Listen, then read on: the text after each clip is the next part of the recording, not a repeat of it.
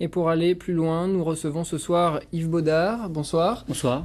Vous êtes éducateur, vous travaillez depuis 2 ans dans le quartier l'Argonne, vous avez passé 20 ans à la Source, vous avez également écrit un livre qui s'appelle Banlieue de l'émeute à l'espoir.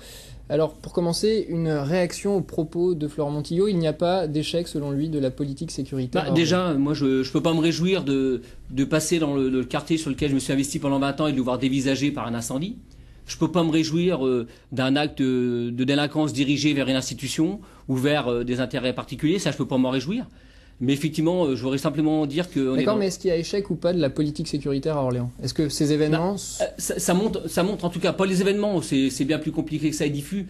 Dans tout ce que je peux voir au quotidien, la désespérance, le chômage qui s'invite, le bâti qui n'est pas respecté sur l'Argonne, par exemple. Si on ne respecte pas le bâtiment, on ne peut pas respecter les gens.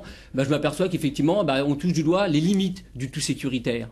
Et on nous avait longtemps opposé les limites du tout social, sur lesquelles je pouvais convenir. Mais je pense que là, on pointe les limites du tout sécuritaire. Et moi, je pense qu'il faut rééquilibrer prévention et puis répression. Et moi, je parle souvent de prévention et rapport à la loi. Parce que... Malgré tout, Orléans est une plaque tournante, on le sait, pour de nombreux trafics avec des gros caïds, entre guillemets. Est-ce que ce que vous dites là, prévention, dissuasion, est-ce que c'est des outils suffisants aujourd'hui pour lutter contre cette délinquance-là, cette grosse délinquance-là? Pour lutter contre la délinquance, il y a tout. Il y a les lois qui existent, il y a des effectifs policiers, on est dans un état de droit. Donc pour les délinquants, les grands délinquants, la loi doit passer. Moi, c'est les répercussions sur le quotidien des gens, la souffrance, parce que la ville d'Orléans exhibe des chiffres comme ça, moins 90% en 10 ans de baisse de la délinquance. Pour vous, ça veut rien dire, ça. Les chiffres, on leur fait dire ce qu'on veut. Moi, j'aimerais bien qu'on me donne... C'est pas vrai, vous? Pour ça, les quartiers ne se sont pas calmés aujourd'hui? Moi, ce qu'on me donne, moi, c'est les chiffres de la désespérance. Les chiffres du malaise, les chiffres du lien social, de la déliquescence du lien social. Ça, on ne donne pas de chiffres. Parce que finalement, au bout d'un moment... On a remplacé les policiers on a remplacé les travailleurs sociaux par des policiers, par exemple? Pas forcément par des policiers, par aussi des auxiliaires de police. Je l'ai dit, je l'assume. Monsieur Montillaud s'est doté de... Ce que vous appelez les auxiliaires de police, c'est en fait les parents parfois. Des parents relais, on a créé des parents relais, qui ont été recrutés sur le quartier, qui n'ont pas la formation, pas l'éthique du travail social, qu'on rétribue largement pour venir s'occuper de leurs enfants. Pour vous, ça, c'est pas une solution, de mettre à contribution les gens du quartier? Pour moi, c'est du saupoudrage. On peut plus être dans le saupoudrage. Aujourd'hui, effectivement, il faut qu'on réfléchisse à une autre façon d'organiser les relations entre les uns et les autres, comment vivre mieux ensemble, résorber le problème du chômage, du travail, le manque de travail. Moi, je propose quelque chose on appelle ça le concept d'utilité sociale.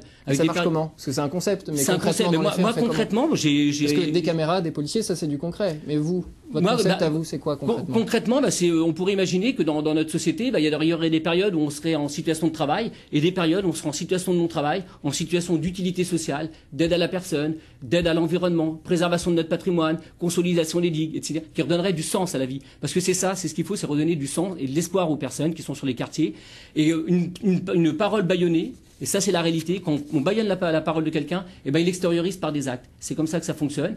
Et puis il y a des crispations au niveau national, des crispations sur Orléans qui se veut le chantre de la politique du tout sécuritaire, parce que M. Hortefeux, il n'a rien inventé. Il est juste venu chercher à Orléans ce qu'on a expérimenté depuis 2001, arrêté anti-bivouac, anti-prostitution, couvre-feu, etc.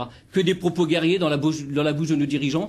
Et quand on parle d'arsenal répressif, de sécuritaire, moi je pense qu'il faut relier les gens entre eux ensemble et recréer les conditions d'échange entre nous. Merci beaucoup, Monsieur Baudard.